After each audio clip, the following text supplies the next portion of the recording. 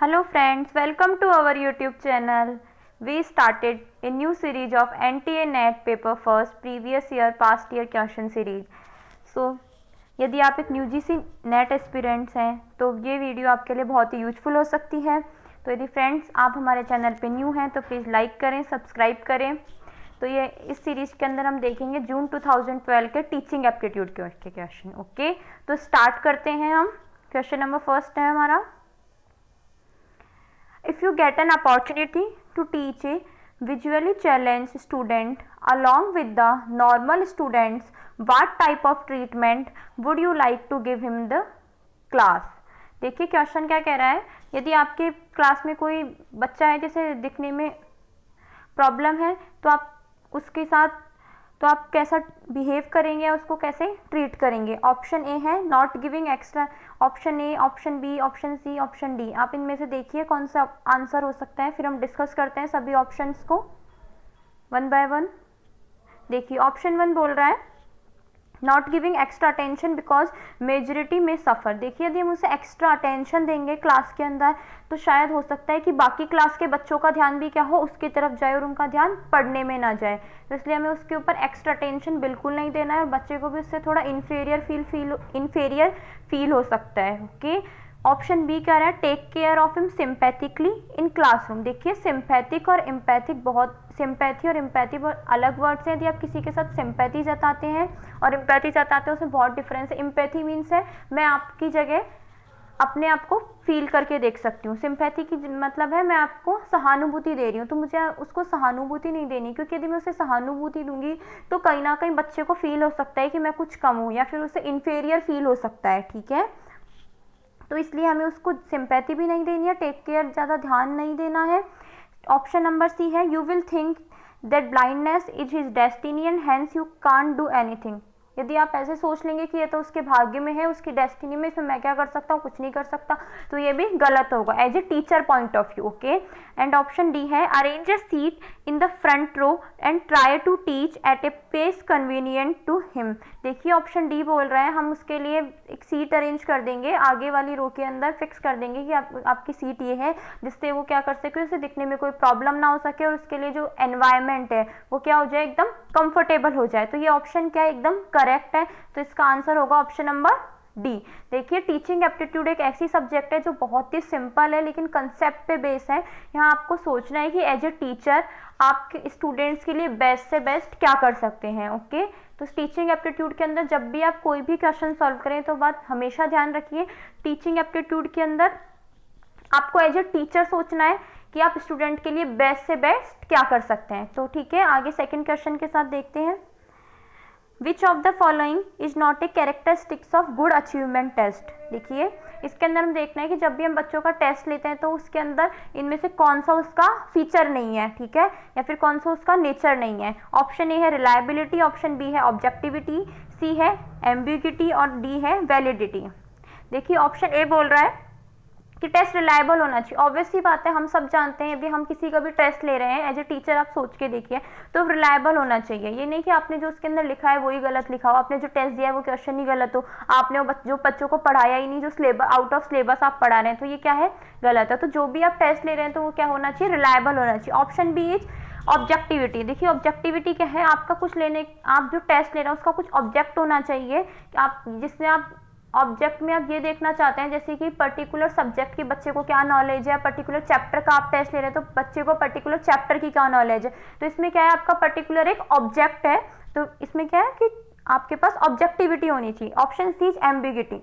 Ambiguity के अंदर क्या है, यदि आप किसी वर्ड से या कुछ ऐसा टर्म्स डाल देंगे जो बच्चा कंफ्यूज हो जाए, इनएग्जैक्ट है, वो गलत है, या फिर आप कुछ गलत दे रहे हैं टेस्ट में, क्वेश्चन ही गलत है, वो क्या है, वो हमारे टेस्ट का कोई अच्छा रिप्रेजेंटेटिव नहीं है, वो हमारी मिस्टेक है एज ए टीचर होने के नाते। D is validity. देखिए वैलिडिटी होना टेस्ट के अंदर बहुत जरूरी है। जो भी आप क्वेश्चन दे रहे हैं वो क्या होनी चाहिए, लॉजिकल होने चाहिए, जिसके अंदर बच्चा लॉजिक लगा के सॉल्व कर सके। ठीक है, तो इसका आंसर क्या होगा आप बताइए एक बार। ऑप्शन ए है reliability, B is objectivity, C is ambiguity and D is validity. तो ऑप्शन आंसर होगा ऑप्शन सी एम्बिग्यूटी, क्योंकि कोई भी हम जब भी टेस्ट लेंगे एज ए टीचर तो हम नहीं चाहेंगे हम जो टेस्ट पेपर बना रहे हैं बच्चे का जो टेस्ट है इनएग्जैक्ट फिगर हम उसके अंदर लिख दें, कुछ गलत लिख दें, ये क्या है, बहुत ही गलत है। As a teacher. ओके, तो answer is C. Reliability, objectivity, validity, इनकी जो कुछ टर्म्स की डेफिनेशन है उनसे लिख दी गई है, आप देख लीजिएगा। और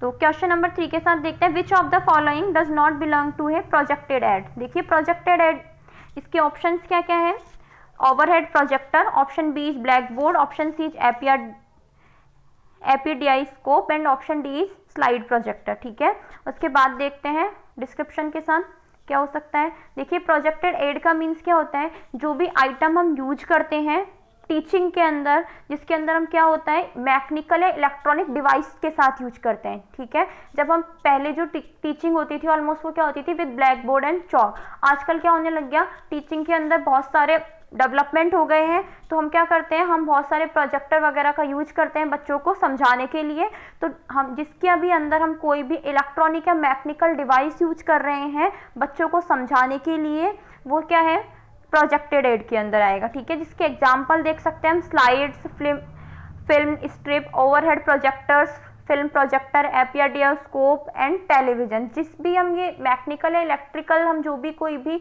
यूज कर रहे हैं किसी भी डिवाइस का, तो वो क्या है प्रोजेक्टेड एड, याद रखिएगा। और एक क्या होता है अनप्रोजेक्टेड एड। ठीक है, तो इसका आंसर देखते हैं क्या होगा। ऑप्शन देखिए ओवरहेड प्रोजेक्टर पार्ट है प्रोजेक्टेड एड का, ऑप्शन बी है ब्लैक बोर्ड। देखो ब्लैक बोर्ड क्या है ट्रेडिशनल टीचिंग का पार्ट है, उसके अंदर कोई भी इलेक्ट्रॉनिकल या मैकेनिकल डिवाइस यूज नहीं करते, वो सिंपल हम एक चॉक यूज करते हैं। तो ये इसका आंसर क्या होगा ऑप्शन बी, क्योंकि हमें क्या पूछ रहा है which of the following does not belong to a projected aid, जो इनमें से कौन सा है जो प्रोजेक्टेड एड से बिलोंग नहीं करता है। Overhead projector, epidiascope and slide projector सभी किससे बिलोंग करते हैं प्रोजेक्टेड एड से। तो answer is option number B black board. Okay, next question देखते हैं।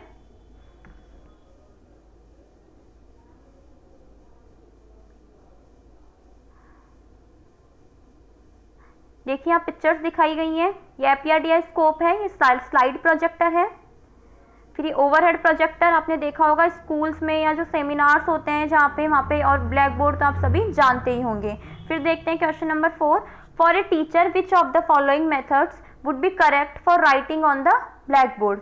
देखिए आप एज ए टीचर सोच के देखना है इस क्वेश्चन को, यदि आप पढ़ा रहे हैं क्लास में और आपको ब्लैक बोर्ड पे लिखना है, तो क्या आप जो सारा चैप्टर पढ़ा रहे हैं वो टोटल बोर्ड पे लिख देंगे, ठीक है, या फिर कुछ और करेंगे। इसके बहुत सारे ऑप्शंस दिए हुए हैं, तो हमें इसके अंदर से मोस्ट अप्रोप्रिएट आंसर यूज करना है। देखिए ध्यान रखना, टीचिंग, रिसर्च या कम्युनिकेशन सब्जेक्ट ऐसे हैं जहाँ पे आपको हो सकता है आपको कभी कभी 2 आंसर ठीक लगे, ठीक है, लेकिन क्या है आपको चूज क्या करना है जो मोस्ट अप्रोप्रिएट ऑप्शन है। ठीक है, तो देखते हैं फिर option number A, writing fast and as clearly as possible. देखिए यदि आप फटाफट लिखेंगे तो हो सकता है कुछ बच्चों की स्पीड स्लो हो, वो उसे समझ ही ना पाए।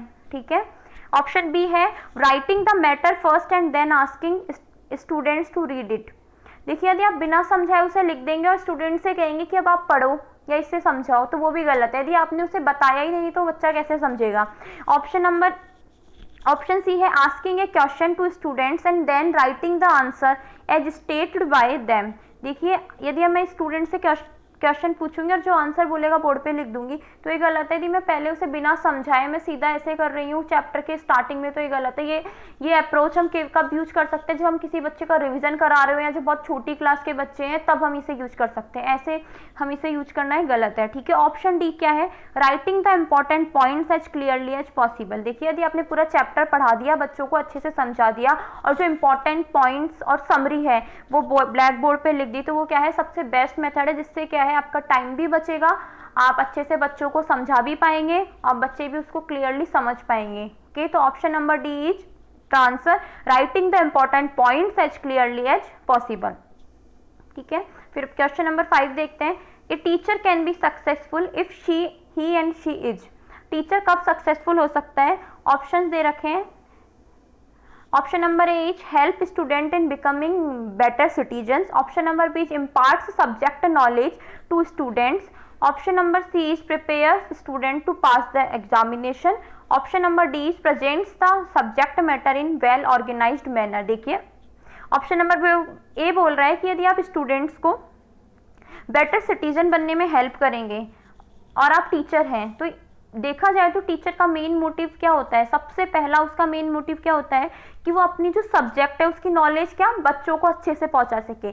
मैं मानती हूँ कि जो बेटर सिटीजन है वो भी कहीं ना कहीं टीचर का ऑब्जेक्टिव होता है, लेकिन वही बात आ जाती है कि हमें यहाँ क्या most appropriate answer use choose करना है। एनटीए वो आंसर मांगती है हमसे जो कि क्या हो, मोस्ट अप्रोप्रिएट हो। ठीक है, तो जो फर्स्ट ऑब्जेक्टिव है टीचर का वो है जो सक्सेसफुल होना चाहता है, तो उसका सब पहला ऑब्जेक्टिव क्या होना चाहिए सक्सेसफुल होने का, कि मैं अपनी जो भी सब्जेक्ट है उसकी नॉलेज को क्या कर सकूँ, स्टूडेंट्स के पास बहुत अच्छे से पहुंचा सकूँ, या जो मेरी मैं जो सब्जेक्ट पढ़ा रही हूँ वो सब स्टूडेंट्स उसे बहुत बेहतरीन तरीके से समझ सकें। ठीक है, तो इसका आंसर क्या होगा, option number B. Option C और डी भी देख लेते हैं एक बार। Prepare students to pass the examination. देखिए ये कोई व्यू नहीं है कि आप केवल स्टूडेंट को इस व्यू से पढ़ा रहे हैं कि आप ठीक है आप एग्जाम में पास हो जाओ, ये बहुत ही गलत है, क्योंकि यदि आप केवल इस व्यू से पढ़ा रहे हैं तो वो कभी आगे सक्सेस नहीं हो पाएंगे। जब वो जॉब करेंगे या कोई ट्रेनिंग करेंगे तो उन्हें कोई नॉलेज ही नहीं होगी। ऑप्शन नंबर डी क्या है, present the subject matter in a well organised manner. यदि आप सब्जेक्ट को, तो मैं मानती हूँ वेल ऑर्गेनाइज्ड मैनर में प्रेजेंट कर देंगे, बट आप बच्चों को उसे समझा ही नहीं पा रहे तो क्या उसका भी कोई फायदा नहीं है। तो इस हमारा जो सक्सेसफुल होने का फर्स्ट ऑब्जेक्टिव वो क्या होना चाहिए कि हम हमारे जो सब्जेक्ट नॉलेज है वो स्टूडेंट्स तक पहुंचा सकें। तो मोस्ट अप्रोप्रिएट का आंसर क्या हुआ इसके अंदर, ऑप्शन नंबर बी। तो आंसर क्या होगा, option number B, impart subject knowledge to student. ठीक है, फिर देखते हैं next question, dynamic approach to teaching means. देखिए इसमें पूछा गया है कि जो टीचिंग की डायनामिक अप्रोच किसे कहते हैं। इसमें हमें देखा जाए तो डायनामिक अप्रोच टू टीचिंग का सीधा सीधा मीनिंग पूछा गया है। बहुत ही सिंपल है, यदि आपको डायनामिक अप्रोच इन टीचिंग का मीनिंग पता है तो आप इसे बहुत ही आसानी से सॉल्व कर देंगे, कंफ्यूज होने की जरूरत ही नहीं है। तो देखते हैं ऑप्शन नंबर ए क्या है, teaching should be forceful and effective. देखिए ये तो कोई मोटिव ही नहीं है कि डायनामिक अप्रोच का मोटिव ये होगा टीचिंग फोर्सफुल और इफेक्टिव होनी चाहिए। आप कभी भी एज ए टीचर आप फोर्स करके किसी भी स्टूडेंट को समझा नहीं सकते। ठीक है, आप उसे बोल सकते हो कि ठीक है नहीं आप क्लास में बैठो, लेकिन आप उसका माइंड को आप स्टेबल नहीं कर सकते। तो ये क्या है, बहुत ही गलत है। मेथड है बी है, teacher should be energetic and dynamic. देखिए टीचर एनर्जेटिक है, डायनामिक है, बहुत ही अच्छा है, होना भी चाहिए, लेकिन डायनामिक अप्रोच का मीनिंग कुछ और है। तो हम आगे और ऑप्शन देखते हैं क्या कहते हैं वो। Option number C, the topics of teaching should not be static but dynamic. देखिए टीचिंग का जो ऑब्जेक्ट, टीचिंग के टॉपिक्स हैं वो स्टैटिक नहीं होनी चाहिए, सही बात है, वो एक ही टॉपिक के ऊपर नहीं होनी चाहिए। बच्चों को हमें सभी चीज़ों की उस टॉपिक के रिगार्डिंग नॉलेज देनी चाहिए। एंड ऑप्शन डी क्या है, the student should be required to learn through activities. यही रियल मीनिंग है डायनामिक अप्रोच का। देखिए पहले के टाइम में क्या होता था ना, टीचर सेंटर्ड मेथड चलते थे। अब टीचर सेंटर्ड मेथड क्या होता है, जिसके अंदर टीचर हमें लेक्चर प्रोवाइड करा रहा है और वो बच्चे बैठे बैठे सुन रहे हैं, या वो उनके पास जो क्वेश्चन कर रहे हैं वो क्वेश्चनिंग कर रहे हैं उनके पास बहुत ही कम है, और सब्जेक्ट मैटर को वो टीचर से खुल के डिस्कस नहीं कर पा रहे हैं। ओनली टीचर ही क्या है, एंगेज कर रहा है स्टूडेंट्स के साथ, स्टूडेंट्स प्रॉपरली टीचर के साथ फुली एंगेज नहीं है। ठीक है, ये बहुत ही बोरिंग प्रोसेस होता था, लेकिन आज अब क्या है, हम बहुत सारे जैसे प्रोजेक्टेड एड्स का यूज करने लग गए, डिस्कशन मेथड का यूज करने लग गए, हम बच्चों को लर्निंग बाय डूइंग के मेथड से सिखाने लग गए। ये जो लर्निंग बाय डूइंग का मेथड है बेसिकली किंडरगार्टन ने दिया था, तो ध्यान रखना। तो डायनामिक अप्रोच का मीनिंग क्या है, हम एक बार अच्छे से पहले उसको समझते हैं, इसका जिससे आपको एक कंसेप्ट हमेशा के लिए लर्न हो जाए। ठीक है, देखते हैं the principle of dynamic teaching. Time क्या आ गया, टीचर सेंटर्ड आ गया, टीचर सेंटर्ड से क्या हो गया, सॉरी स्टूडेंट सेंटर्ड पे शिफ्ट हो गया। अब हम बेसिकली पहले स्टूडेंट्स की नीड देखते हैं, जिससे कि हम जानना चाहते हैं कि वो क्या पढ़ना चाहते हैं, कैसे पढ़ना चाहते हैं, और हम सोचते हैं कि हम जो भी पढ़ा रहे हैं उसको बहुत इंटरेस्टिंग वे से पढ़ा सके, जिससे स्टूडेंट्स को मजा आ सके पढ़ने में, वो इंटरेस्ट लेके पढ़ सके। ठीक है, फिर देखते हैं जो टीचर्स हैं हमें ऐसी अप्रोच लेनी चाहिए जिससे कि स्टूडेंट्स कैसे सीखें, लर्निंग बाय डूइंग से। ये नहीं कि हमने ब्लैक बोर्ड पे लिख दिया, स्टूडेंट्स ने नोट डाउन कर लिया और रट लिया और वो एग्जाम में पास हो गए। ये बिल्कुल भी अप्रोच सही नहीं है, ऐसी हमारी अप्रोच नहीं होनी चाहिए। हमें स्टूडेंट को कैसे सिखाना चाहिए, लर्निंग बाय डूइंग से, वो करके सीखें। इसके बहुत सारे मेथड हो सकते हैं, जैसे कि role play, simulation etcetera. Role play और साइमुलेशन के अंदर ऐसे होता है, मैं कुछ रोल प्ले कर रही हूँ और बच्चा हम देख के सीख रहा है, सेम सिचुएशन क्रिएट कर रही हूँ उसके लिए, जिससे कि वो आगे कहीं भी अपने वर्क प्लेस पे जाए, या फिर जैसे बेसिकली एग्जांपल ले लेते हैं, हम कोई कहानी पढ़ा रहे हैं बच्चों को, एग्जांपल है हमें कोई अकबर या बीरबल की कहानी पढ़ा रहे हैं, अकबर बाबर की हिस्ट्री बता रहे हैं। तो एग्जांपल लेते हैं, मैं डिक्टेट करने की बजाय मैं एक एक बच्चे को रोल दे दूं कि तुम अकबर हो, तुम बाबर हो, तुम जहांगीर हो, तो बच्चे बहुत ही बेटर वे से समझ पाएंगे कि क्या चैप्टर कहना चाह रहा है, ठीक है। तो इसलिए डायनामिक टीचिंग का मीन क्या है? डायनामिक टीचिंग का मीनिंग है जब भी आप बच्चों को लर्निंग बाय डूइंग से सिखाते हैं, जब बच्चे करके सीखते हैं, खुद इनोवेशन से सीखते हैं, रोल प्लेइंग दे या फिर देखकर सीखते हैं, ठीक है, तो वो क्या है? डायनामिक टीचिंग का पार्ट, ठीक है। Thank you so much guys. ये सीरीज हम कंटिन्यू रखेंगे, तो आप प्लीज़ देखिएगा इसे, और कोई भी कमी हो तो हमें बताइएगा, और प्लीज़ चैनल को लाइक और शेयर एंड सब्सक्राइब करना मत भूलिएगा। Thank you so much guys.